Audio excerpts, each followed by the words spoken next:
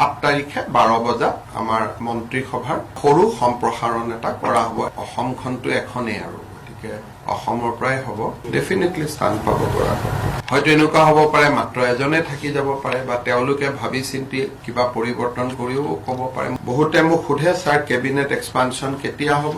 অহা 7 তাৰিখে দিনৰ 12 বজাত অসম মন্ত্ৰীসভাৰ এটা ক্ষুদ্ৰ সম্প্ৰসাৰণ কৰা হ'ব আৰু ডিটেইলছ অহা কালি বা পৰহি আপোনালোকে পাব। 7 তাৰিখে 12 বজাত আমাৰ মন্ত্ৰীসভাৰ সৰু সম্প্ৰসাৰণ এটা কৰা হ'ব। এজন হ'ব নে দুজন হ'ব নে তিনিজন হ'ব সেইটো অহাকালি মই দিল্লীত কথা পাতিম, তেতিয়া মই গম পাম। মন্ত্ৰীসভাত বৰাকৰ পৰা স্থান পাব পাৰে নেকি? ডেফিনেটলি স্থান পাব বৰাকৰ।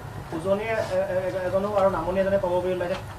অসমখনটো এখনেই আৰু গতিকে অসমৰ পৰাই হ'ব, কিন্তু তথাপিতো এতিয়া কেইজন হ'ব অহাকালি মই মহাৰাষ্ট্ৰত যাওঁতে তাতে মই নাড্ডাজী আৰু অমিত শ্বাহজীক লগ পাম, তেতিয়া সেই অলপ 2 মিনিটতে বহি পেলাই অনুমোদনটো ল'ব লাগিব। কিন্তু মোৰ ফালৰ পৰা মই চিঠিখন দি দিছো, কালি গম পাম। মোক খালি এইটোৱে কৈছে যে তই 7 তাৰিখে কৰিল, কোন হ'ব কোন নহ'ব তো কালি জনাম। মানে মুঠ 4জন মান থাকিব পাৰে।